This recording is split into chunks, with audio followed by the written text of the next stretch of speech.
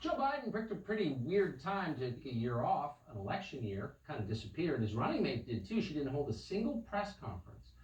That's kind of impressive in a perverse way. It's been 100 years since someone won the presidency from the front porch.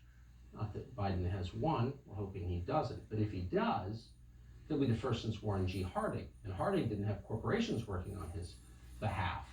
So why did Biden go with that strategy? Roger Kimball is with American Greatness, wrote a really smart piece, one of many he's written about this today. We're happy to have him on tonight.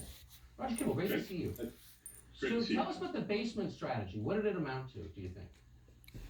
Well, it wasn't a strategy propagated by Joe Biden. Joe Biden is a kind of cipher or empty bladder into which has been injected the somnolent but dangerous agenda of wokeness and identity politics, the far left wing of the Democratic Party.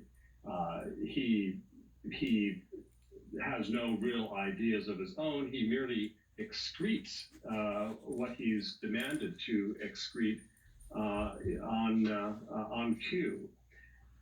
I think everybody looking at this election has to have understood that it was one of the things that was so odd about it was that the president would be dashing around the country, giving press conferences, holding interviews. He talked to anyone. In the last several weeks of the election, he was, holding 2, 3, 4, 5 rallies a day all across the country. Toward the very end of the campaign, he covered 3,000 miles in 5 different states when Joe Biden went 30 miles from his house to talk to 12 or 15 people in Pennsylvania.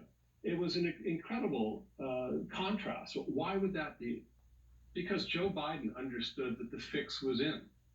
And the fix was in, you could see it in the pollsters, the wild exaggeration of Joe Biden's numbers all down the campaign. He's ahead by 10 points, by 15 points. It's going to be a blowout, not only in the presidential race, but also in the congressional race. This has clearly turned out to be not the case. Then, of course, it was big media. The media was 100% behind Biden and against the bad orange man.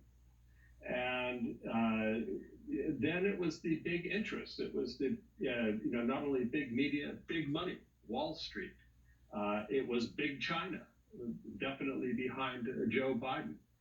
And finally, you had the deep state apparatchiks. I know some people don't like that phrase, deep state, but these are the people who, the army of people who on the ground we have video evidence of it, instruct postal workers to hand stamp ballots for the previous time so that they could be counted.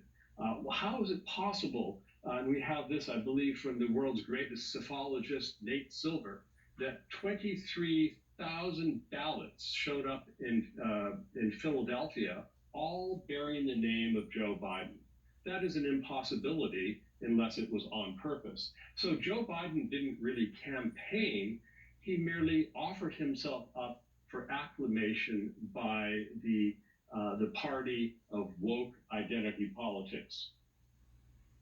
There are probably not 15 people in this whole country who know what Joe Biden really believes and want to be led by him. He was irrelevant to this process. Roger Kimball, one of the rare people who speaks as crisply as he writes. It's a pleasure to have you on tonight. Thank you. Thank you, Tom.